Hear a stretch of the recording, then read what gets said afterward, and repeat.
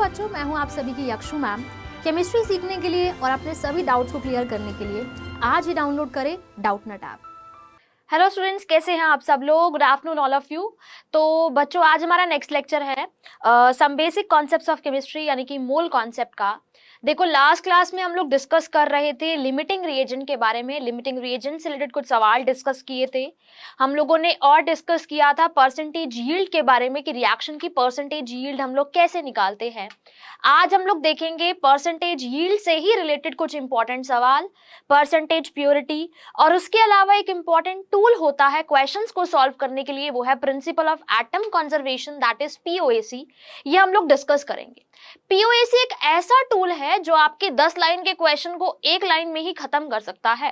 That means अगर आपको reactions की बैलेंसिंग करनी नहीं आती, या फिर बहुत बड़ी बड़ी रिएक्शंस होती है जिसमें बहुत ज्यादा बैलेंसिंग की जरूरत पड़ती है, तो ऐसे केसेस में आपको बैलेंसिंग करनी ही नहीं पड़ेगी। आप इस पीओएसी का यूज करके, प्रिंसिपल ऑफ एटम कंजर्वेशन का यूज करके अपने सवाल बहुत ही इजीली सॉल्व कर सकते हो। ठीक है, तो एक ऐसा टूल है जो आपके सवालों को बहुत ही छोटा बना देगा, वो हम लोग सीखेंगे, राइट। उससे पहले मैंने आप लोगों को कल होमवर्क में क्वेश्चन दिया था। आई होप आप लोगों ने उसे किया होगा, एंड जल्दी से अगर किया है तो मुझे इस क्वेश्चन का आंसर बता दो, क्या आया है। अगर किया है, गलत आया है, जो आया है बता दो, बस करना जरूरी है ना, वरना सीखेंगे कैसे। उसने हमसे बोला है कि अगर हम 10 ग्राम कैल्शियम कार्बोनेट को हीट कर रहे हैं तो बताओ कितना CO2 मिलेगा। तो सबसे पहले रिएक्शन लिखते हैं। रिएक्शन क्या होगी कि जब हम लोग कैल्शियम कार्बोनेट को हीट करते हैं तो हमें मिल जाता है calcium oxide plus CO2 gas, और रिएक्शन हमारी ये बैलेंस है। Yes, very good, answer is 1.76 grams. Very very good, बहुत ही अच्छे। ठीक है, अब कैसे आएगा, कैसे सॉल्व होएगा, जरा ध्यान से सुनिएगा। कैल्शियम कार्बोनेट को हीट कर रहे हैं। कैल्शियम कार्बोनेट का मास कितना लिया है हम लोगों ने? 10 ग्राम। अब उसने बोला है कि रिएक्शन की जो यील्ड है ना, वो सिर्फ और सिर्फ क्या है? 40% है। अगर 100% कन्वर्जन होती तो डायरेक्टली स्टोइचियोमेट्री से निकाल लेते, बट यील्ड क्या है रिएक्शन की? 40% है। ठीक है, तो उसी से सॉल्व करते हैं। देखो, कैल्शियम कार्बोनेट का मास गिवन है 10 ग्राम। इसके मोल्स अगर मैं निकालूं तो मास अपॉन में मोलर मास, यानी कि 0.1 मोल्स। तो कैल्शियम कार्बोनेट के मोल्स आ गए 0.1 मोल्स, राइट। अब स्टोइचियोमेट्री को देखो, क्या ये रिएक्शन बैलेंस है? हाँ जी, बिल्कुल बैलेंस है। तो अगर 1 मोल कैल्शियम कार्बोनेट, रिएक्शन के अकॉर्डिंग 1 मोल कैल्शियम कार्बोनेट हमें 1 मोल CO2 देगा। हाँ बिल्कुल, 1 मोल कैल्शियम कार्बोनेट 1 मोल CO2 देगा। कितने मोल्स है कैल्शियम कार्बोनेट के? 0.1 मोल है। तो 0.1 मोल कैल्शियम कार्बोनेट कितना CO2 देगा? 0.1 मोल CO2 देगा, है ना। 0.1 मोल कैल्शियम कार्बोनेट बेटा हमें 0.1 मोल CO2 देगा। लेकिन पूरा पूरा 0.1 तब मिलता जब रिएक्शन की यील्ड क्या होती? 100%। बट रिएक्शन की यील्ड तो बेटा 40% है ना। रिएक्शन की यील्ड तो 40% है, वो तो 100% है ही नहीं। तो मैंने बताया था, रिएक्टेंट से जब प्रोडक्ट निकालना हो तो क्या करो? परसेंटेज यील्ड से मल्टीप्लाई कर दो। परसेंटेज यील्ड से मल्टीप्लाई कर दो, यानी कि एक्चुअल में जो CO2 मिलेगा वो हमें 40% मिलेगा। इसका 40% मिलेगा। क्यों? क्योंकि हमारे पास रिएक्शन की यील्ड क्या है? सिर्फ और सिर्फ 40% है। तो अगर मैं 0.1 का 40% निकालूं तो 0.1 इंटू 40/100 0.4, यानी कि कितने मोल्स हमें CO2 मिलेंगे? 0.04 मोल्स हमें CO2 मिलेंगे। तो CO2 मिलना तो कितना चाहिए था बेटा? 0.1। लेकिन क्योंकि रिएक्शन की यील्ड 40% है तो कितना CO2 के मोल्स मिलेंगे? 0.04 मोल्स। तो हमें मोल्स ऑफ CO2 कितने मिल रहे हैं? वो मिल रहे हैं 0.04। लेकिन उसने हमसे मास ऑफ CO2 पूछा है, तो मोल्स को मल्टीप्लाई कर देंगे CO2 के मोलर मास से, और वो कितना होता है? 44। इसको सॉल्व करेंगे तो मास आएगा 1.76 ग्राम्स। कितना आएगा बच्चे? 1.76 ग्राम्स। आई होप इस क्वेश्चन को देखने के बाद आपको आपकी गलती समझ में आ रही होगी कि कौन से वाले स्टेप पे आपने मिस्टेक करी है ना। 1 मोल कैल्शियम कार्बोनेट 1 मोल CO2 दे रहा था। अब मेरे पास तो 0.1 मोल ही थे, तो 0.1 मोल कैल्शियम कार्बोनेट 0.1 मोल CO2 देगा, है ना। लेकिन ऐसा तब होगा जब रिएक्शन की यील्ड होगी 100%, बट रिएक्शन की यील्ड तो 100% है नहीं ना, वो तो 40% है। तो रिएक्टेंट से प्रोडक्ट निकालने के लिए क्या करते हैं, उसके अमाउंट को 40% से मल्टीप्लाई कर देते हैं। तो उस अकॉर्डिंग इसका जब हमने 40% लिया तो CO2 के मोल्स कितने आए, 0.04 मोल्स आए। यानी कि 0.1 का 40% मुझे मिलेगा, मुझे 0.04 मिलेंगे, है ना। तो मोल्स ऑफ CO2 मिले 0.04। मास कैसे निकालेंगे, उसको उसके मोलर मास से मल्टीप्लाई कर देंगे। हमारे पास क्या आ जाएगा, मास ऑफ CO2, यानी कि इस रिएक्शन की यील्ड कितनी मिली मुझे, 1.76 ग्राम्स। कितनी मिली बेटा, 1.76 ग्राम्स। जल्दी से बताओ बच्चे, क्लियर हुआ, समझ में आया क्या गलती करी थी आप लोगों ने। जिसने 1.76 निकाला है बिल्कुल सही अप्रोच से क्वेश्चन को किया है, ठीक है। तो कोई बात नहीं, धीरे धीरे सीख जाएंगे। बट ये अच्छी बात है कि आप लोगों ने ट्राई किया है क्वेश्चन को और सॉल्व करने की कोशिश करी है, ठीक है। क्लियर है, जल्दी बताओ। फिर चलते हैं अगले सवाल पे और डिस्कस करते हैं एक और क्वेश्चन जो मैंने आपको होमवर्क में दिया था, ठीक है। किसी को कोई डाउट तो नहीं है बेटा, आगे चले अगले सवाल पे, ठीक है। आगे चलते हैं नेक्स्ट क्वेश्चन पे। इसका आंसर क्या आया बताओ, calculate the mass of KClO3 required to produce.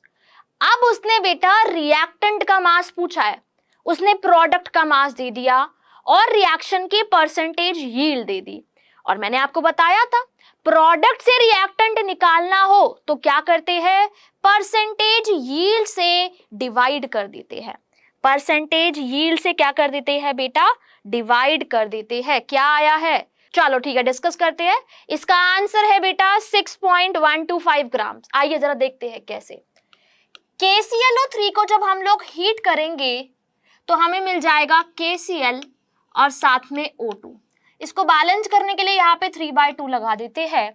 ऐसा करने पर जो हमारी रिएक्शन है वो बैलेंस हो चुकी है। अब उसने क्या बोला है कि इस रिएक्शन की यील्ड ना 40% है। कितनी है, 40% है।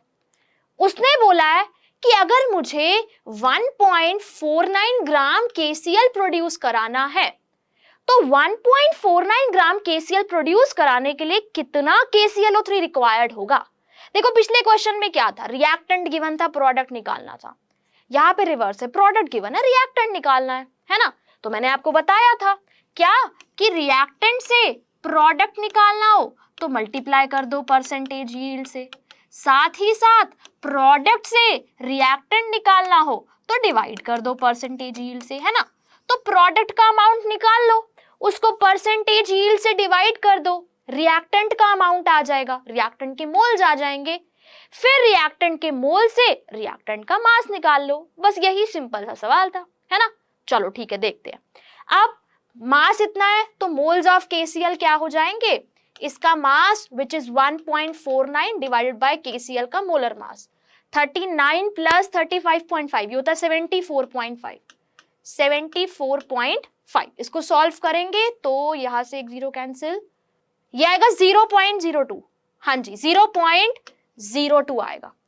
कितने मोल्स आ जाएंगे KCl के, 0.02। अब देखो 1 मोल KClO3 से 1 मोल KCl मिल रहा है ना। या फिर मैं लिख सकती हूं कि 1 KCl मुझे 1 KClO3 से मिल रहा है ना। 1 मोल KCl मुझे 1 मोल KClO3 से मिल रहा है, ठीक है। तो 0.02 मोल KCl मुझे 0.02 KClO3 से मिला होगा, 0.02 KClO3 से मिला होगा, है ना। 0.02 KCl मुझे 0.02 KClO3 से मिला होगा। लेकिन ऐसा तब होता जब इस रिएक्शन की यील्ड होती 100%, बट इस रिएक्शन की यील्ड तो क्या है 40%, है ना। अब मुझे नहीं पता इसका अमाउंट कितना है, अब मुझे प्रोडक्ट से रिएक्टेंट निकालना है। तो जब आपको प्रोडक्ट से रिएक्टेंट निकालना हो ना तो परसेंटेज यील्ड से डिवाइड कर देना, यानी कि 0.02 बाय कितनी यील्ड थी 40%।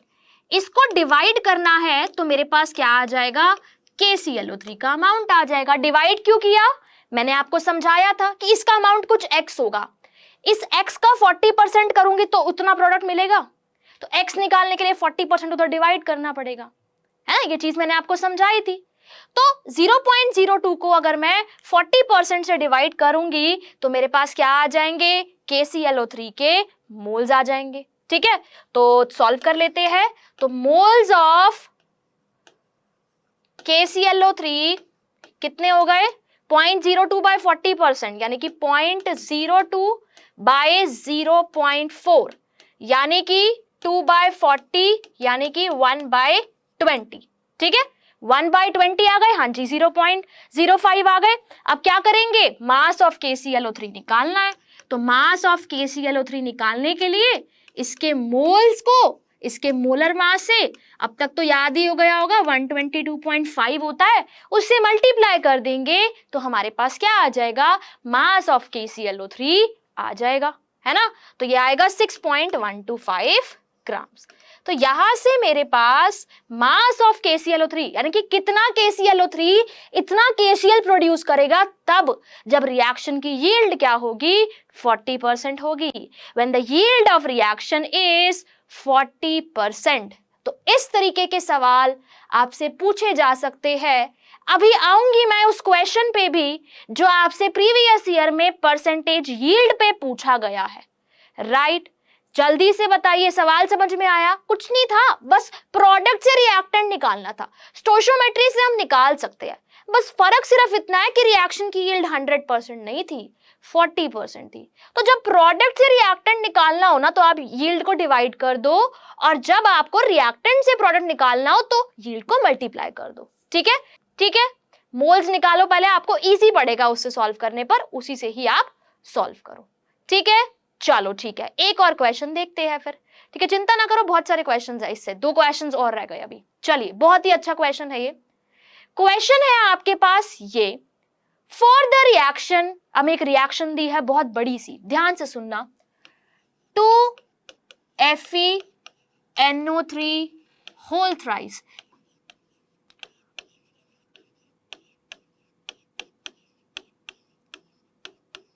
ठीक है, हमारे पास कुछ इस तरीके की रिएक्शन है।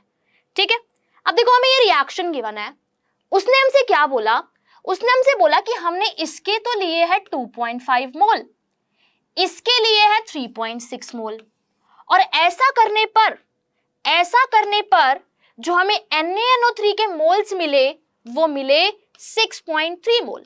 यानी कि एक तरीके से एक्सपेरिमेंटली जो हमें मोल्स मिल रहे हैं वो कितने मिल रहे हैं, 6.3 मोल्स मिल रहे हैं। बोल रहे परसेंटेज यील्ड बताओ। अब परसेंटेज यील्ड कैसे निकालते हैं हम लोग,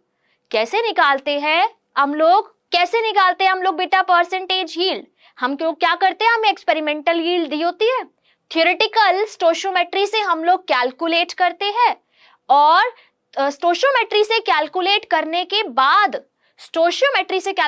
के बाद दोनों को डिवाइड कर देते हैं और फिर परसेंटेज हम लोग निकाल लेते हैं। इसी तरीके से तो हम हमारी परसेंटेज यील्ड निकालते हैं ना, है ना। तो यहाँ पे मुझे क्या करना है, यहाँ पे मुझे ना थ्योरेटिकल यील्ड निकालनी है। ठीक है, क्या करनी है, थ्योरेटिकल यील्ड निकालनी है। और थ्योरेटिकल यील्ड कैसे निकालते हैं हम लोग, स्टोइचियोमेट्री से निकालते हैं, है ना। अब देखो यहाँ पे ये भी है और ये भी है, मुझे NaNO3 की थ्योरेटिकल यील्ड चाहिए। अब कौन डिसाइड करेगा कि NaNO3 कितना बनेगा, ये डिसाइड करेगा या ये डिसाइड करेगा? दोनों से निकालोगे ना तो अलग अलग आएगा, दोनों से अगर कैलकुलेट करोगे तो अलग अलग आएगा। तो पहले फिर वही बात, पहले LR का कॉन्सेप्ट लगाना पड़ेगा, लिमिटिंग रिएजेंट का कॉन्सेप्ट लगाना पड़ेगा, पहचानना पड़ेगा कि लिमिटिंग रिएजेंट क्या है, एंड उसके बाद वही डिसाइड करेगा कि NaNO3 कितना बनेगा, और उससे फिर थ्योरेटिकल यील्ड आपको निकालनी होगी एंड देन परसेंटेज यील्ड निकालनी होगी।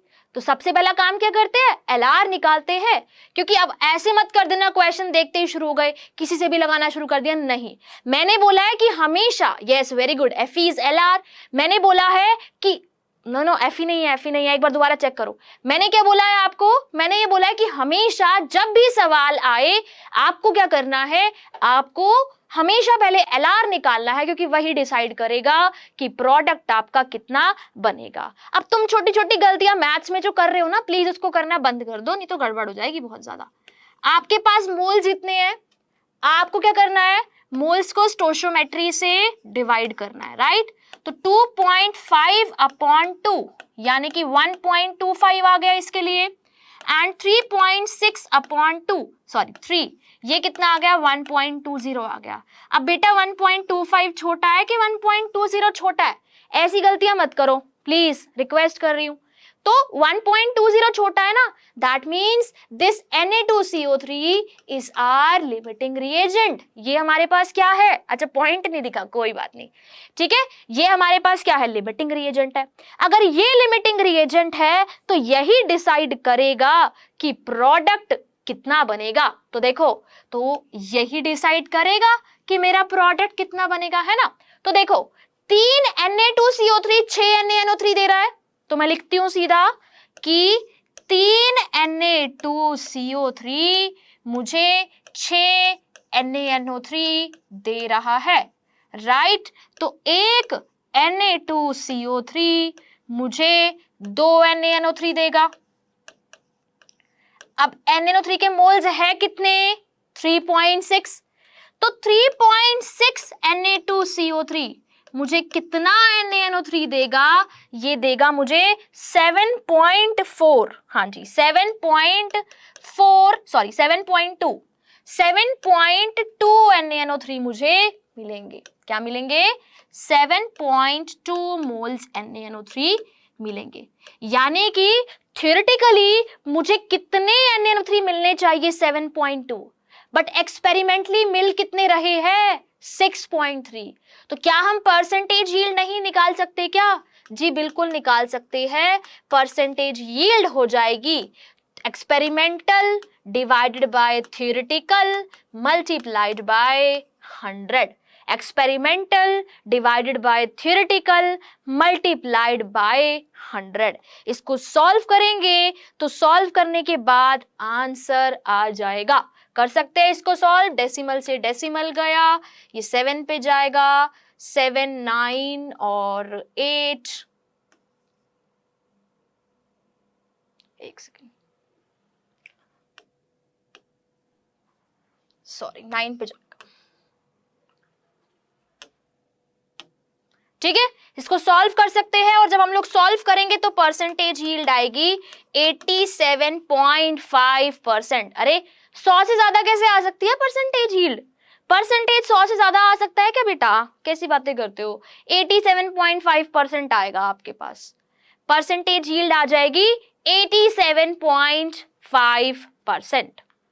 ठीक है, क्लियर है सबको? फिर डिस्कस करते हैं एक हम लोग नीट का प्रीवियस ईयर का सवाल जो आपसे पहले किसी जमाने में पूछा गया था। ठीक है, चलो ओके आगे चलते हैं। अब ये जो सवाल है ये 2003 में पूछा गया था, तो बहुत पहले, 15 17 साल 18 साल पहले, बट स्टिल परसेंटेज यील्ड से रिलेटेड ये सवाल आपसे पूछा गया था। अब इस सवाल को बहुत ही ध्यान से समझना, काफी बेहतरीन सवाल है ये, बहुत ही अच्छे से समझना। ठीक है, देखो उसने बोला है कि हेबर्स प्रोसेस है। हेबर्स प्रोसेस आप लोगों ने शायद सुना भी होगा, और नहीं सुना तो आप जान लो। जिस रिएक्शन के बारे में मैं शुरू से जिक्र करती आ रही हूं, क्या कि नाइट्रोजन और हाइड्रोजन आपस में रिएक्ट करते हैं और अमोनिया बनाते हैं। इसी प्रोसेस को हम लोग हेबर्स प्रोसेस बोलते हैं बेटा। क्या बोलते हैं? इसी प्रोसेस को बच्चे हम लोग हेबर्स प्रोसेस बोलते हैं। ठीक है, अब उसने बोला है कि हमने ना 30 लीटर हाइड्रोजन ली है और हमने 30 लीटर नाइट्रोजन ली है। ठीक है, और दोनों को रिएक्ट कराया, रिएक्ट तो कराया, लेकिन उसने बोला है कि इस रिएक्शन की जो परसेंटेज यील्ड है ना, वो बेटा सिर्फ और सिर्फ 50% है। कितनी यील्ड है इस रिएक्शन की? 50% है। बोल रहा है कि रिएक्शन होने के बाद जो भी बनेगा, जो भी गैसेस बचेगी, जो भी गैसियस मिक्सचर होगा, उसकी कंपोजिशन क्या होगी, राइट? वो सब जानने से पहले तुम मुझे ये बताओ जल्दी से कि इस रिएक्शन में नाइट्रोजन और हाइड्रोजन में से लिमिटिंग रिएजेंट कौन सा होगा। जल्दी से बेटा मुझे ये बताइए कि इस रिएक्शन में नाइट्रोजन और हाइड्रोजन में से लिमिटिंग रिएजेंट कौन सा होगा। जल्दी से फास्ट बताइए, टाइम नहीं लगना चाहिए, जल्दी से बताओ कौन सा इसमें से लिमिटिंग रिएजेंट होगा। हाइड्रोजन होगा, ओके। बाकी बच्चे यस, वेरी गुड। चलो एटलीस्ट लिमिटिंग रिएजेंट तो आप पहचानने में गलती बच्चे नहीं करेंगे। Yes, hydrogen is limiting reagent, है ना। देखो मैंने बोला था कि अगर हम सेम टेम्परेचर प्रेशर कंडीशंस पे बात करते हैं ना, तो हम मोल्स की जगह वॉल्यूम में भी डील कर सकते हैं, राइट। सो 1 मोल नाइट्रोजन 3 मोल हाइड्रोजन के साथ रिएक्ट करेगा, तो 30 लीटर के साथ तो 90 लीटर होनी चाहिए ना।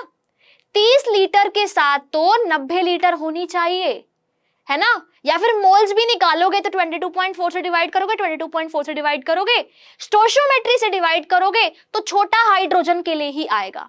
दैट मीन्स यहाँ पे हाइड्रोजन क्या है, मेरा लिमिटिंग रिएजेंट है। और अगर हाइड्रोजन लिमिटिंग रिएजेंट है तो यही डिसाइड करेगा कि प्रोडक्ट कितना बनेगा। Hydrogen will decide how much product will be formed. Hydrogen he decide करेगा कि हमारे पास प्रोडक्ट कितना बनेगा, है ना। चलो अब देखते हैं कि हाइड्रोजन से अमोनिया कितना बनेगा, लेकिन रिएक्शन की यील्ड 50% है। चलो यील्ड के बारे में बाद में बात करेंगे, पहले देखते हैं कितना अमोनिया बनेगा, राइट। तो देखो मैं यहाँ पे लिखती हूं कि 3 हाइड्रोजन जो है वो क्या देगा बेटा, 2 अमोनिया देगा। 3 हाइड्रोजन 2 अमोनिया देगा, है ना। तो मैं लिख देती हूं 1 हाइड्रोजन 2/3 अमोनिया देगा। 1 हाइड्रोजन 2/3 अमोनिया देगा। अब है कितना हाइड्रोजन, 30 लीटर। तो 30 लीटर हाइड्रोजन कितना अमोनिया देगा, 2/3 इंटू 30 लीटर, यानी कि 20 लीटर अमोनिया देगा। 2/3 इंटू 30 लीटर यानी कि 20 लीटर अमोनिया देगा।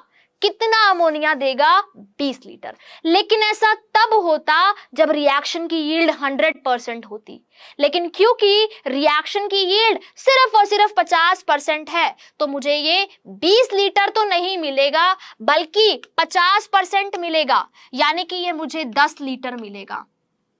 कितना मिलेगा, 10 लीटर, क्योंकि रिएक्शन की यील्ड क्या है, 50% है। तो 50% कब मिलेगा मुझे, जब 20 लीटर मुझे तब मिलता जब 100% यील्ड होती, लेकिन अगर 50% यील्ड होगी तो मुझे सिर्फ और सिर्फ 10 लीटर अमोनिया मिलेगा। ठीक है, अब 10 लीटर अमोनिया, अगर देखो 30 लीटर जाएगा तो 20 लीटर मिलेगा, 10 लीटर मिलेगा तो कितना जाएगा, 30 में से 15 जाएगा तभी तो 10 लीटर मिलेगा। ध्यान से देखो, ध्यान से देखो, 20 लीटर कब मिल रहा है, जब 30 लीटर लिया है।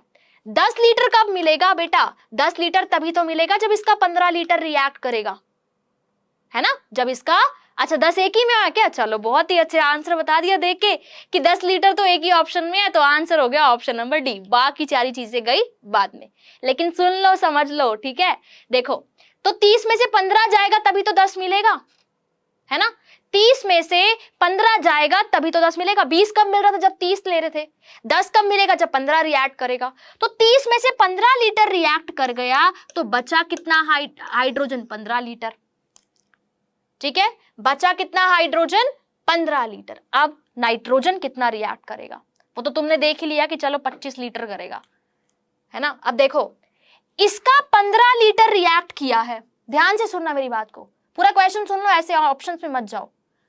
इसका 15 लीटर रिएक्ट किया है। अब देखो इसके 1 के साथ इसका 3 रिएक्ट कर रहा है, इसके 3 के साथ इसका 1 रिएक्ट कर रहा है, इसके 3 के साथ इसका 1 रिएक्ट करा, तो इसके 15 के साथ इसका 5 रिएक्ट किया होगा, यानी कि 30 लीटर में से 5 लीटर गया होगा और बचेगा कितना, 25 लीटर। यानी कि 25 लीटर नाइट्रोजन, 15 लीटर हाइड्रोजन और 10 लीटर अमोनिया मेरे पास होगा। तो आंसर हो जाएगा ऑप्शन नंबर डी।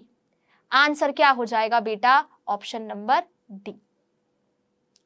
आंसर क्या हो जाएगा, ऑप्शन नंबर डी, सिंपल। ये वाला क्लियर हुआ बेटा पार्ट, कैसे नाइट्रोजन निकाला, कैसे हाइड्रोजन निकाला, ये भी पता होना चाहिए। अगर 2 ऑप्शंस में 10 लीटर अमोनिया होता तो तुम गलती कर देते, फिर गलती कर देते। लेकिन इसीलिए मैंने बोला कि ये भी पता होना चाहिए कि ये 25 लीटर कैसे आया और ये 15 लीटर कैसे आया। नेक्स्ट टॉपिक है बेटा परसेंटेज प्योरिटी। नेक्स्ट टॉपिक है बच्चे परसेंटेज प्योरिटी। अब परसेंटेज प्योरिटी का क्या मतलब है? अब देखो, कोई सैंपल आपको वो दे रहा है, कोई भी सैंपल उसने दिया रिएक्शन के लिए, जरूरी नहीं है वो सैंपल प्योर हो बिल्कुल, उसमें बहुत सारी इंप्योरिटीज आती है। जैसे क्या होता है, कई बारी हम लोग लैब में एक्सपेरिमेंट कर रहे होते हैं, एक ही स्पैचुला होता है, एक स्पून सा होता है छोटा सा, एक स्पैचुला से एक कंटेनर एक उसमें डाला, उसमें डब्बे में डाला, कुछ केमिकल उठाया, फिर वही स्पैचुला लेकर दूसरे डब्बे में डाल गए, फिर वही स्पैचुला लेकर तीसरे में डाल दिया, तो ऐसे इंप्योरिटीज आ जाती है बहुत सारी। मतलब जब भी हम लोग परफॉर्म करते हैं एक्सपेरिमेंट्स वगैरह तो बहुत ज्यादा इंप्योरिटीज रहती है। इंप्योरिटी कहीं से भी आ सकती है, ठीक है। मतलब सैंपल जरूरी नहीं है कि वो प्योर हो, ठीक है, सैंपल जरूरी नहीं है कि वो प्योर हो, सैंपल आपका इम्प्योर भी हो सकता है। सो अब एक इम्प्योर सैंपल के अंदर एक प्योर सब्सटेंस होगा और इंप्योरिटीज होगी। एक इम्प्योर सैंपल के अंदर प्योर सब्सटेंस होगा और साथ में इंप्योरिटीज भी होगी, ठीक है। अब जो सैंपल था हम लोगों ने क्या किया, जो सैंपल था हमारा, हम लोगों ने क्या किया, उसकी रिएक्शन कराई। तो सैंपल के अंदर ना जो सिर्फ और सिर्फ प्योर पार्ट होता है ना वही रिएक्ट करता है, इम्प्योर वाला पार्ट रिएक्ट नहीं करता। मतलब इंप्योरिटीज उसकी रिएक्ट नहीं करेगी, ठीक है। सिर्फ कौन रिएक्ट करेगा, जो प्योर सब्सटेंस होगा, है ना। तो एक छोटा सा पॉइंट आप यहां पे लिख सकते हो कि only pure reactant will participate in reaction, only pure reactant will participate in reaction.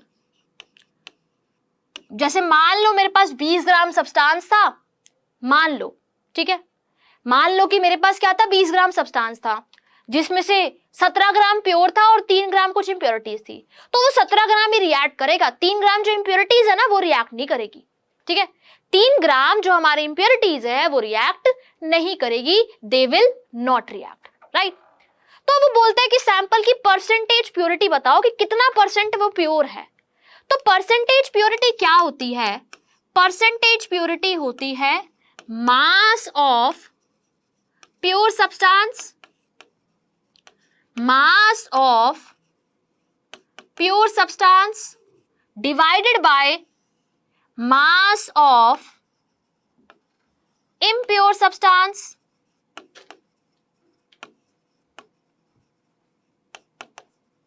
Multiplied by 100। यानी कि प्योर का मास डिवाइड बाय इम्प्योर का मास मल्टीप्लाइड बाय 100। अब आपको कैसे पता लगेगा कि कितना प्योर है उसमें से, वही तो आपको निकालना है। और आपको कैसे पता लगेगा कि सब्सटेंस इम्प्योर है, क्वेश्चन में वो पूछ लेगा कि परसेंटेज प्योरिटी बताओ, तो उससे मुझे पता चल जाएगा कि सब्सटेंस कैसा है, वो एक इम्प्योर सब्सटेंस है। और आपको सवाल के अंदर प्योर सब्सटेंस का मास खुद निकालना, वो बोलेगा 20 ग्राम सैंपल है, 20 ग्राम सैंपल मुझे इतना प्रोडक्ट दे रहा है और इसकी परसेंटेज प्योरिटी बताओ। तो कैसे निकालेंगे परसेंटेज प्योरिटी, उसके लिए मुझे प्योर सब्सटेंस का मास चाहिए, इम्प्योर का तो मुझे पता ही है 20 ग्राम है।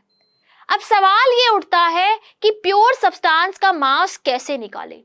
तो यहां पे मैंने एक लाइन लिखी है कि only pure substance will, pure reactant will react, सिर्फ प्योर रिएक्टेंट पार्टिसिपेट करेगा।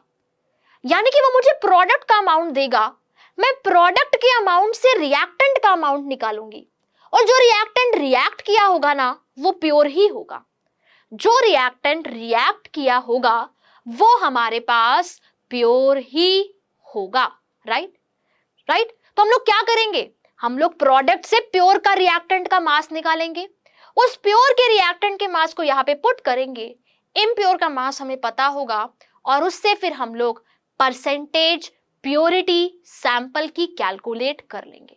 तो ये जो एक पॉइंट लिखा हुआ है कि only pure reactant will participate in reaction, यही आपके सारे सवालों को सॉल्व करने में मदद करेगा, ठीक है, सारे क्वेश्चंस को सॉल्व करने में मदद करेगा, राइट, ठीक है। चलिए बहुत ही अच्छे, तो चलते हैं और डिस्कस करते हैं फिर एक सवाल। अब देखो, परसेंटेज प्योरिटी में भी परसेंटेज यील्ड आएगी, ठीक है, परसेंटेज प्योरिटी में भी परसेंटेज यील्ड आएगी। बहुत सारे डिफरेंट सवाल हम लोग इससे रिलेटेड डिस्कस करेंगे, ठीक है। चलिए देखते हैं क्या है सवाल।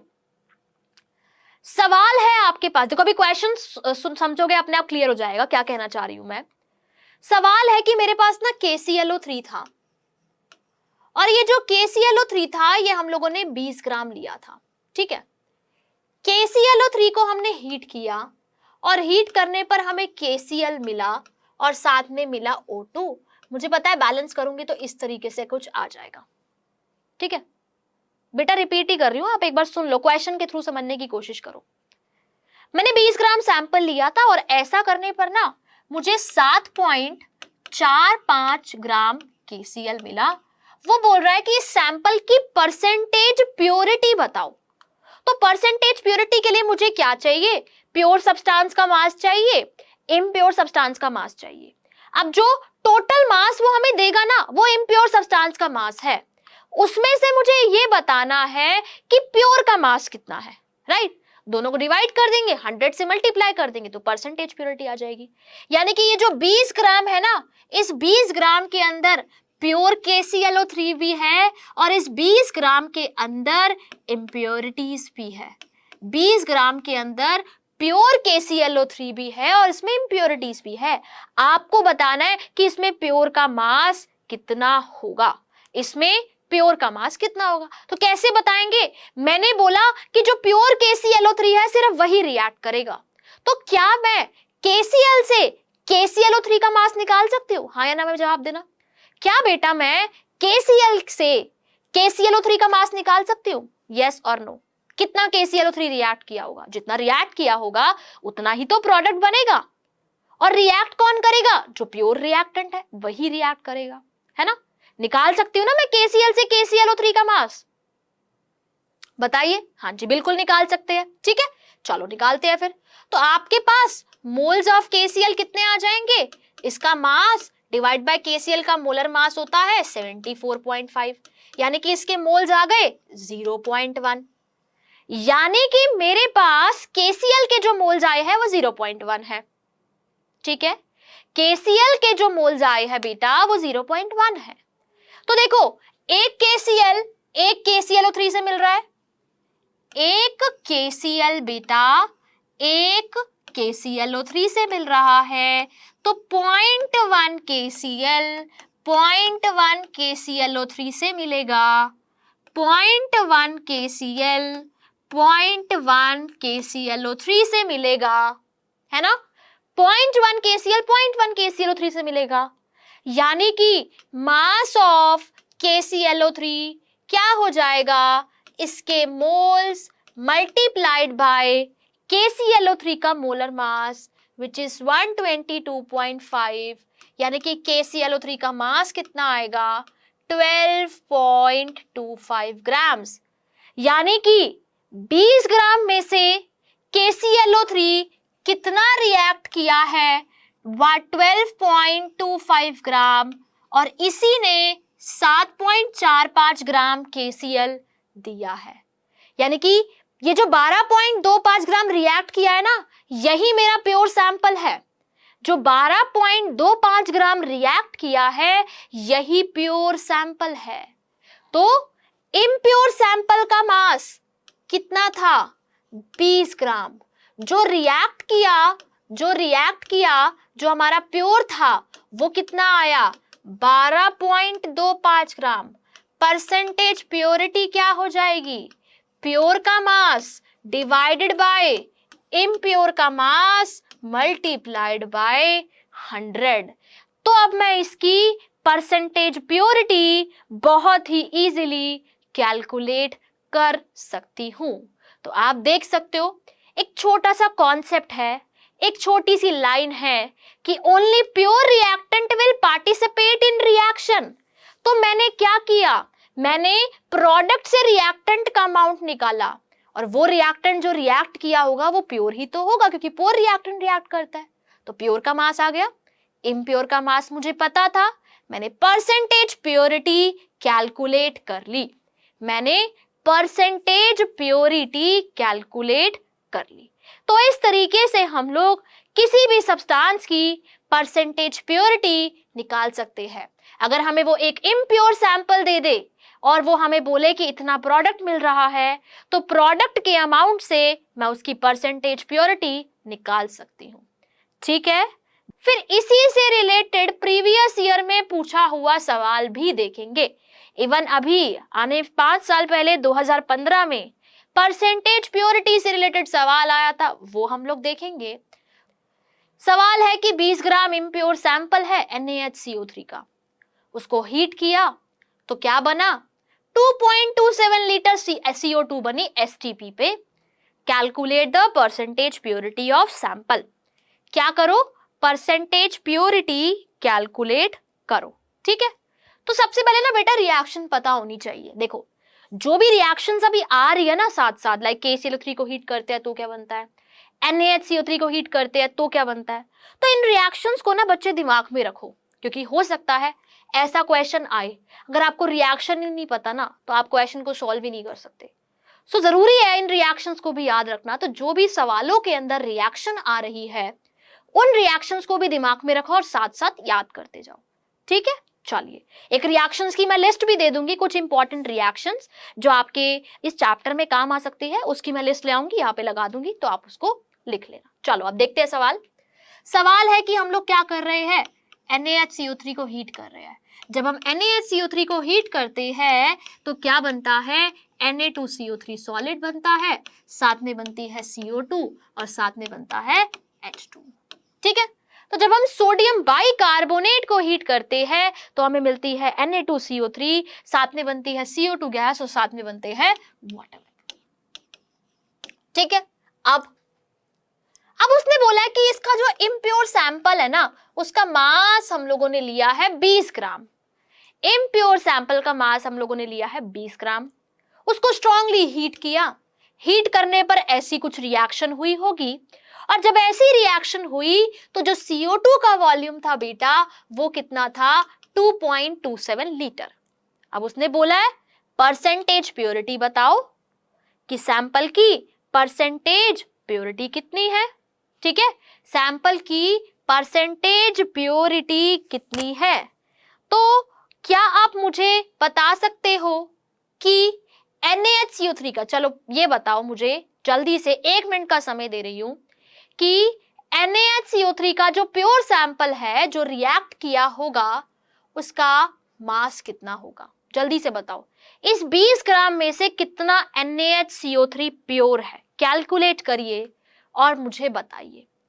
ये STP पे है, इसके मोल्स निकाल लेना और इसके मोल्स से NaHCO3 के, अच्छा बैलेंस नहीं करी थी मैंने, यहाँ 2 आएगा, तो इसके NaCO2 के मोल से NaHCO3 के निकाल लेना। ठीक है, तो देखो इसके मोल्स कितने हो जाएंगे, ये हो जाएंगे 2.27 डिवाइडेड बाय 22.7 यानी कि 0.1। कितने हो जाएंगे, 0.1। तो देखो 2 से 1 मिल रहा है, 2 NaHCO3 हमें 1 CO2 दे रहा है, तो 0.1 CO2 कितने NaHCO3 से मिलेगा, 0.2 NaHCO3 से मिलेगा। 0.1 CO2 कितने NaHCO3 से मिलेगा, 0.2 NaHCO3 से मिलेगा। तो मोल्स ऑफ NaHCO3 कितने होंगे, 0.2 ही तो होंगे ना, है ना, 0.2 ही तो होंगे। तो मास कितना हो जाएगा, मास ऑफ NaHCO3 0.2 इंटू इसका मोलर मास जो कि होता है 24 प्लस 12 36 84। ठीक है, तो ये हो जाएगा 16.8 ग्राम्स। तो मास ऑफ NaHCO3 कितना आया, 16.8 ग्राम। यानी कि इस 20 ग्राम में से प्योर का मास कितना है, 16.8 ग्राम्स। तो क्या मैं इसकी परसेंटेज प्योरिटी निकाल सकती हूँ क्या, हाँ जी बिल्कुल निकाल सकते हैं। बिल्कुल निकाल सकते हैं, which is 16.8 divided by 20 multiplied by 100। इसको सॉल्व करोगे तो कितना आएगा, 1680 बाय 20, 0 से 0 cancel, 84% is the percentage purity. हमारी परसेंटेज प्योरिटी क्या हो जाएगी, 84% हो जाएगी। ठीक है, सो आंसर विल बी 84%। है ना, आप लोगों ने कर लिया देखो सॉल्व। अब ऐसा ही एक और सवाल दिखाती हूं जो नीट 2015 में पूछा गया है, उसका आंसर भी आप ही मुझे बताओगे सॉल्व करके पूरा। ठीक है, क्लियर है सबको, जल्दी से बताओ। नीट 2015 में इसी तरीके का एक सवाल पूछा गया है, तो आपको इसी मेथड से सॉल्व करना है, बस हो जाएगा सॉल्व। चलिए चलो फिर करो इस सवाल को सॉल्व। बोल रहा है कि आपके पास 20 ग्राम मैग्नीशियम कार्बोनेट का सैंपल है, उसको जब हमने हीट किया तो बन गया magnesium oxide plus CO2, right. Magnesium oxide कितना बना, 8 ग्राम बना। बताओ कि परसेंटेज प्योरिटी क्या होगी, चलिए बताइए क्या होगी परसेंटेज प्योरिटी इसकी, जल्दी से बताओ मुझे क्या आंसर आएगा इस क्वेश्चन का। सॉरी 8 ग्राम आपका मैग्नीशियम ऑक्साइड है, CO2 नहीं है। क्वेश्चन मैंने गलती से CO2 के वहां लिख दिया, but magnesium oxide is 8 grams. ठीक है, आंसर है D, option number D, 84%। Same ही जो पहले वाला क्वेश्चन था ना, बिल्कुल सेम है। देखो मैग्नीशियम ऑक्साइड का मास कितना है, 8 ग्राम, तो इसके मोल्स कितने हो जाएंगे, 8 अपॉन मैग्नीशियम का 24 प्लस 16 40, यानी कि 1/5। तो इसके मोल्स कितने हो गए, 1/5। ठीक है, हाँ जी, very good, 84% is the answer. तो मैग्नीशियम ऑक्साइड के मोल्स है 1/5, तो मैग्नीशियम कार्बोनेट के भी कितने हो जाएंगे, 1/5, क्योंकि एक से एक मिल रहा है, तो इसके मोल्स भी कितने हो गए, 1/5, राइट। तो मास ऑफ मैग्नीशियम कार्बोनेट कितना हो गया, 1/5 into molar mass of magnesium carbonate which is 48 plus 12 60 plus 24 84। ठीक है, ये कितना आ जाएगा, ये आएगा हमारे पास 16.8 ग्राम्स अगेन। तो मैग्नीशियम कार्बोनेट का प्योर का मास कितना है, 16.8 ग्राम, जो इतना मैग्नीशियम ऑक्साइड देगा। तो सेम ही तो क्वेश्चन है पिछले वाला, प्योर का मास है 16.8, इम्प्योर का मास है बेटा 20 ग्राम। परसेंटेज प्योरिटी कैसे निकालेंगे हम लोग, प्योर के मास को इम्प्योर के मास से डिवाइड कर देंगे, तो हमारे पास क्या आ जाएगी, परसेंटेज प्योरिटी आ जाएगी।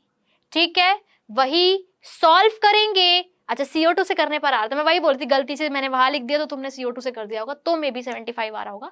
बट मैग्नीशियम ऑक्साइड गिवन है 8, तो उसके अकॉर्डिंग हमारे पास परसेंटेज प्योरिटी कितनी आ जाएगी, 84%। And this is the question of NEET 2015। ठीक है, आई होप आप लोग अब इस क्वेश्चन को सॉल्व करना सीख गए होंगे।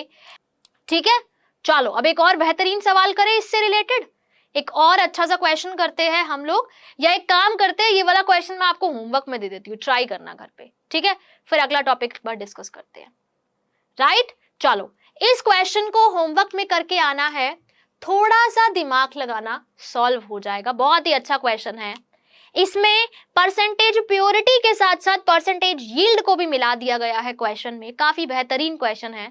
तो इसको ट्राई करना, क्या पता आप लोगों से हो जाए, है ना। थोड़ा सा दिमाग लगाना, मे बी हो जाएगा तो बहुत अच्छे, लेकिन ट्राई जरूर करना। ठीक है, ओके। चलिए इसके बाद डिस्कस करते हैं हम एक ऐसा टॉपिक जिसमें हमें बैलेंसिंग करने की कोई भी नीड नहीं होती, रिएक्शंस में हमें बैलेंसिंग करने की नीड नहीं होती, बिना बैलेंसिंग करे ही हम लोग अपने सवालों को इजीली सॉल्व कर सकते हैं।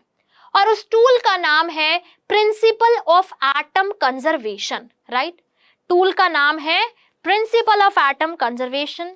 इसको हम लोग शॉर्ट में प्यार से POAC के नाम से जानते हैं कि what is POAC, what is principle of atom conservation. बहुत ही शॉर्ट में इसको हम लोग बोलते हैं प्रिंसिपल ऑफ एटम कंजर्वेशन। ठीक है, अब देखो हम किसी भी रिएक्शन की बैलेंसिंग क्यों करते हैं, राइट? किसी रिएक्शन की हम लोग बैलेंसिंग क्यों करते हैं? क्योंकि हमें law of conservation of mass बोलता है कि भाई मास हमारा कंजर्व रहता है, तो एटम्स रिएक्टेंट साइड पे और प्रोडक्ट साइड पे जितने भी एटम्स है वो सारे हमारे कैसे होने चाहिए, वो हमारे बराबर होने चाहिए, है ना? क्या बोलता है law of conservation of mass? कि जितने भी हमारे एटम्स होने चाहिए वो एटम्स हमारे रिएक्टेंट साइड पर प्रोडक्ट साइड पे बराबर होने चाहिए, यानी कि एटम्स कंजर्व रहते हैं बैलेंसिंग के अकॉर्डिंग। वही हम लोग क्या करते हैं, हमारी रिएक्शन की बैलेंसिंग में करते हैं, ठीक है? वही हम क्या करते हैं, रिएक्शन की बैलेंसिंग में करते हैं, राइट? चलो अब जैसे मान लो मैं एक बहुत ही जनरल सी रिएक्शन लिखती हूं, जैसे कि C5H12 की रिएक्शन कराई मैंने O2 के साथ, ठीक है? जब भी हम लोग हाइड्रोकार्बन्स की कंबशन करते हैं ना, तब हमेशा हमारे पास CO2 बनता है और वाटर बनता है। तो क्या बनेगा, CO2 बनेगा और साथ में बनेगा वाटर, राइट? अब बैलेंस करते हैं, तो 5CO2 प्लस 6H2O और ऑक्सीजन कितने हो गए, 10 और 6 16 8, ठीक है? तो इसको हमने बैलेंस कर दिया। अब प्रिंसिपल ऑफ एटम कंजर्वेशन क्या बोलता है कि जैसे एक रिएक्शन के अंदर एटम्स कंजर्व होते हैं ना, वैसे ही उस एटम के मोल्स भी कंजर्व होते हैं। जैसे एक रिएक्शन के अंदर एटम्स कंजर्व है, आपको बस लगाना आना चाहिए कैसे लगाना है, क्वेश्चंस बहुत इजी बन जाएंगे, ठीक है? तो वो बोलता है कि जैसे एक एटम्स, जैसे किसी रिएक्शन में एटम्स कंजर्व होते हैं, रिएक्टेंट साइड पे उतने हैं, प्रोडक्ट साइड पे उतने हैं, तो उसके मोल्स भी कंजर्व होते हैं। अब मोल्स कैसे कंजर्व है, तो आइए जरा देखते हैं। अच्छा चलो ठीक है, अगर बेटा मैं आपको बोलूं कि एक मोल C5H12 में, एक मोल C5H12 में कितने मोल कार्बन के हैं, तो आप क्या बोलोगे? अभी बता रहे, अभी समझ तो लो, पहले समझ लो, तुम्हें समझा रही हूँ, कॉन्सेप्ट समझा रही हूँ, बैलेंस नहीं कर रही मैं, ये कॉन्सेप्ट समझा रही हूँ। एक मोल C5H12 में बेटा कितने मोल कार्बन होंगे बताओ? एक मोल C5H12 में कितने मोल है कार्बन के? 5 मोल है, ठीक है, बिल्कुल सही। कितने मोल है हाइड्रोजन के? 12 मोल है ना? कितने मोल है हाइड्रोजन के टोटल? 12 मोल है। अब कितने मोल ऑक्सीजन एटम है?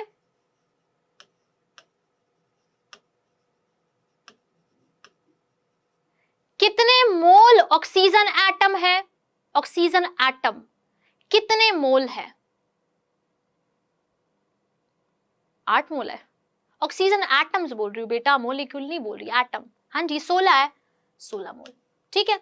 चलो अब कितने मोल कार्बन है 5 CO2 में? 1 मोल CO2 में 1 मोल कार्बन, तो 5 CO2 में 5 मोल कार्बन, ठीक है। कितने मोल हाइड्रोजन है? 6 दूनी 12, तो 12 मोल हाइड्रोजन है, ठीक है। अब ऑक्सीजन कितने हैं? 10 यहां पे और 6 यहां पे, टोटल 16 मोल ऑक्सीजन एटम है। यानी कि बेटा एक बैलेंस रिएक्शन में अगर एटम्स कंजर्व रहते हैं तो क्या उसके मोल्स भी कंजर्व रहते हैं?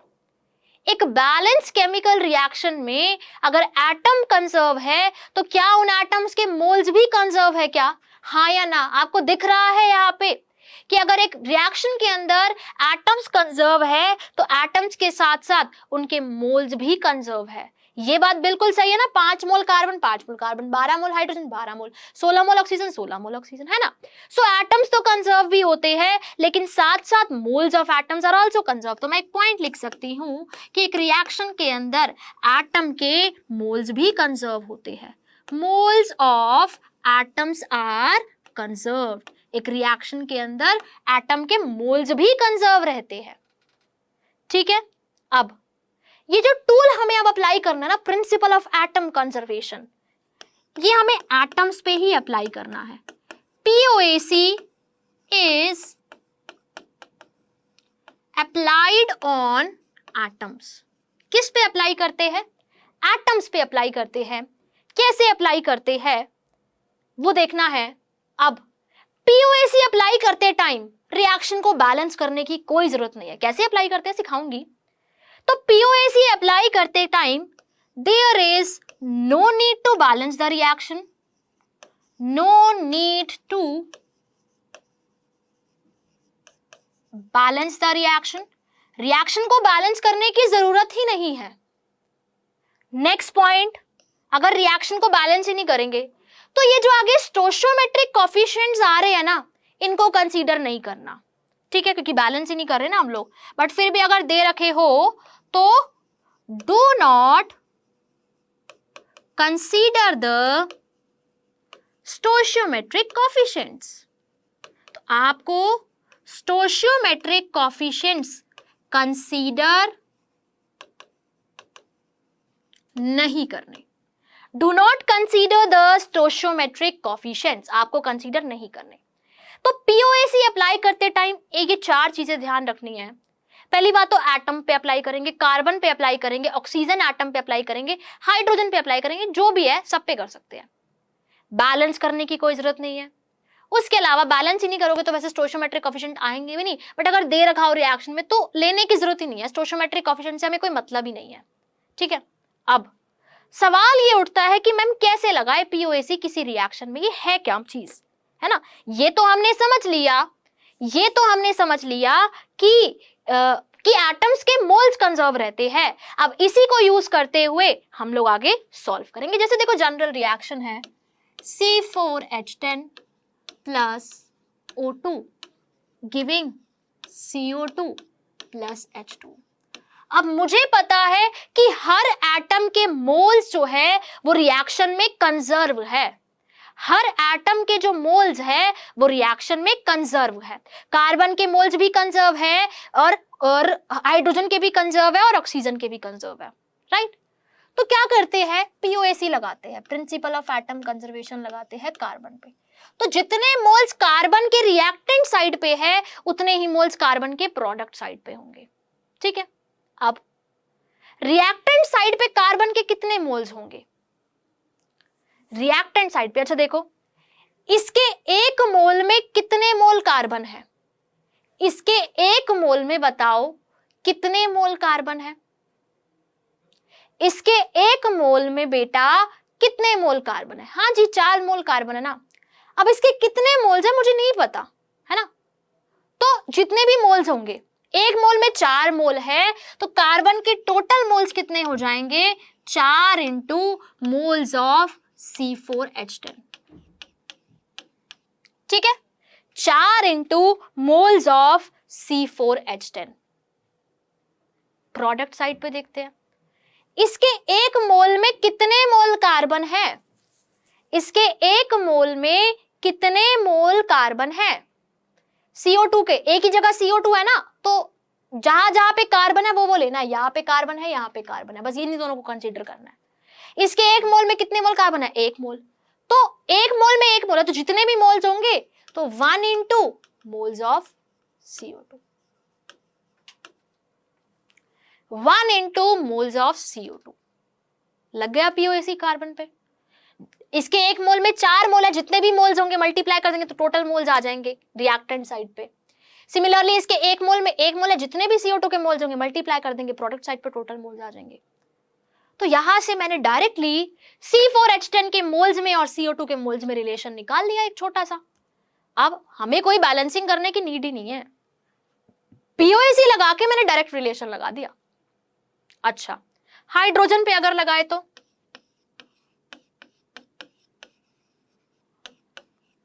हाइड्रोजन पे अगर लगाए तो, अब हाइड्रोजन कहां कहां है चेक करो, एक यहां है और एक यहां है, एक वाटर में है और इधर इसमें है। तो इसके 1 मोल में कितने मोल हाइड्रोजन है, इसके 1 मोल में कितने मोल हाइड्रोजन है, मुझे दिख रहा है 10 मोल है, तो जितने भी मोल्स होंगे उसको 10 से मल्टीप्लाई कर देंगे, 10 into moles of C4H10, 10 into moles of C4H10, है ना, बहुत ही अच्छे। इसके 1 मोल में कितने मोल हाइड्रोजन है, इसके 1 मोल में कितने मोल हाइड्रोजन है, 2 मोल है, तो 2 इंटू मोल्स ऑफ वाटर,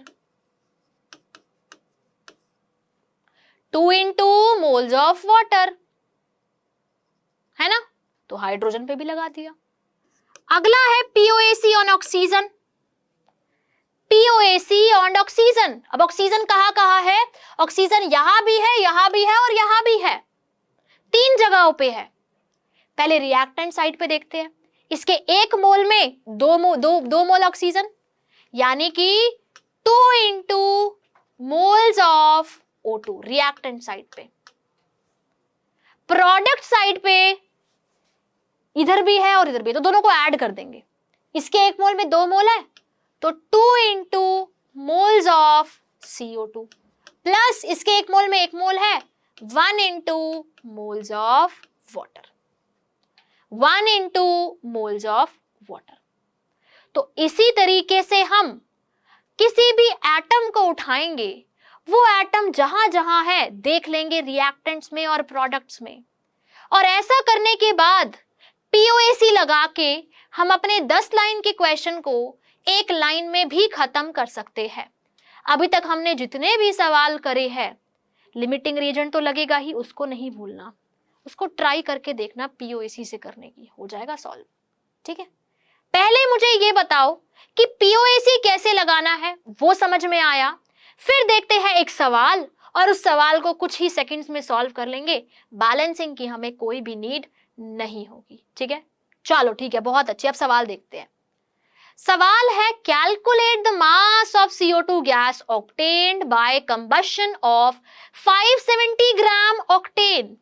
उसने हमें बोला है कि हम ऑक्टेन की कंबशन कर रहे हैं। ऑक्टेन क्या होता है, C8H18। मैंने बोला जब भी हाइड्रोकार्बन्स की कंबशन करेंगे ना, तो हमेशा CO2 मिलेगा और H2O मिलेगा, हमेशा CO2 मिलेगा और साथ में H2O मिलेगा।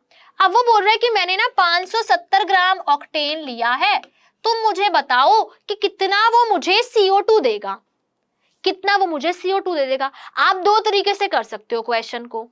ठीक है, आप 2 तरीके से कर सकते हो क्वेश्चन को।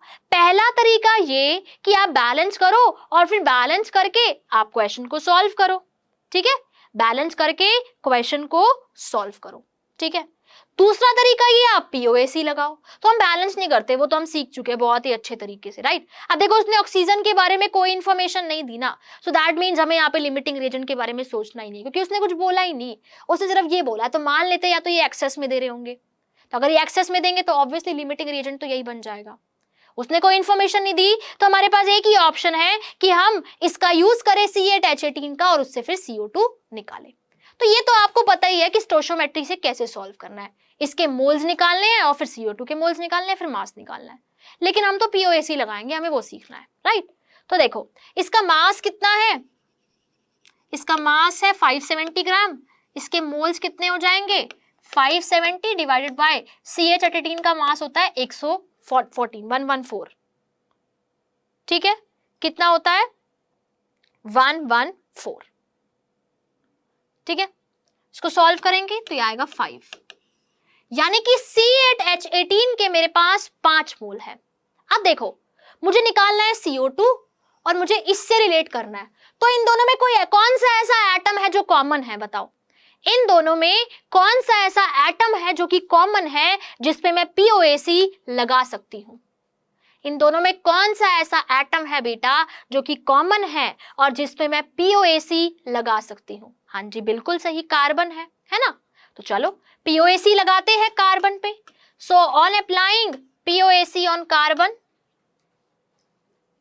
कैसे लगाएंगे, इसके 1 मोल में 8 मोल है, so 8 into moles of C8H18 is equal to, इसके 1 मोल में एक ही कार्बन है, सो 1 into moles of CO2।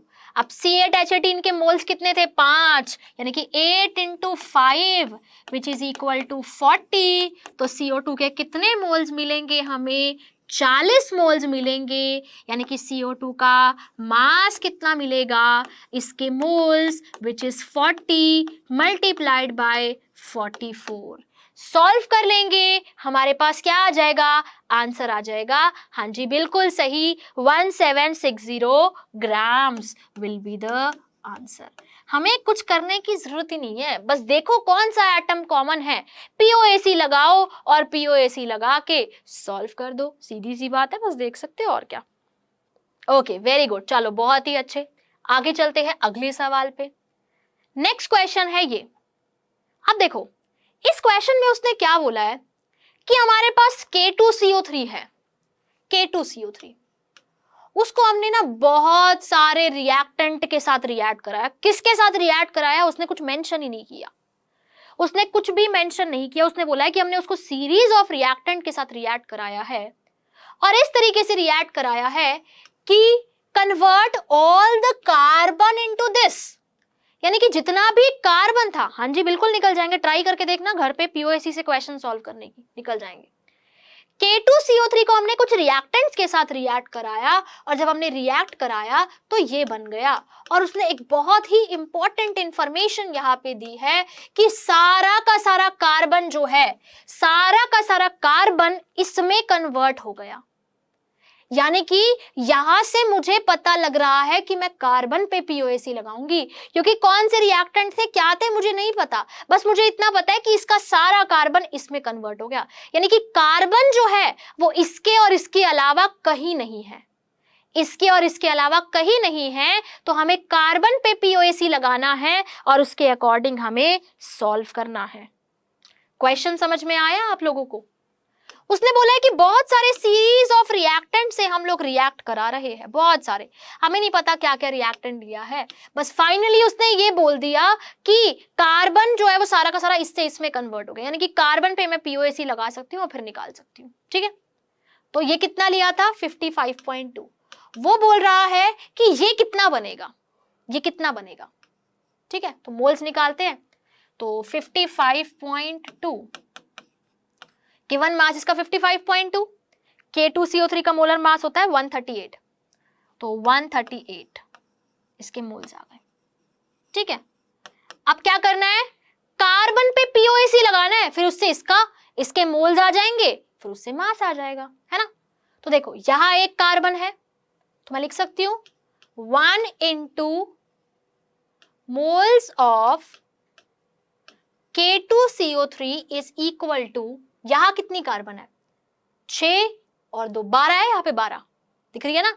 CN के बाहर 6 है यानी कि 6 कार्बन और इस पूरे के बाहर 2 भी है, तो मतलब 12 कार्बन है। बेटा प्रोडक्ट में कार्बन कहां नहीं है, ये नहीं ना कार्बन है, तो सही कॉम्प्लेक्स है ना, लेकिन बस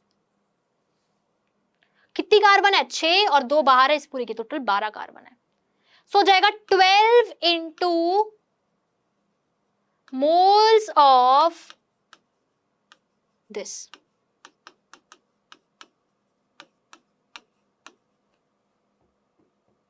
आपको K2CO3 के मोल्स पता है? हाँ जी बिल्कुल पता है, 55.2 डिवाइडेड बाय 138। इस 12 को इधर ले जाऊं तो क्या आ जाएंगे, moles of K2Zn FeCN6 whole twice.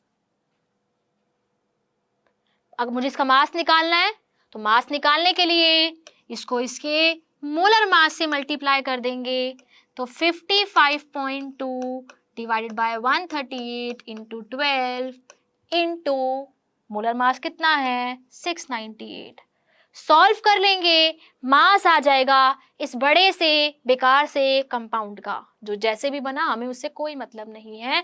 उसने बस हमें इतना बोल दिया कि सारा कार्बन उसमें कन्वर्ट हो गया, दैट मीन्स कार्बन और कहीं नहीं जा रहा और हम कार्बन पे पीओएसी लगा के अपने सवाल को सॉल्व कर सकते हैं। CN तो साइनाइड है, हाँ जी बेटा साइनाइड होता है वो। चलो ठीक है, फिर मिलते हैं कल की क्लास में सेम टाइम पे। थैंक यू वेरी मच बच्चे।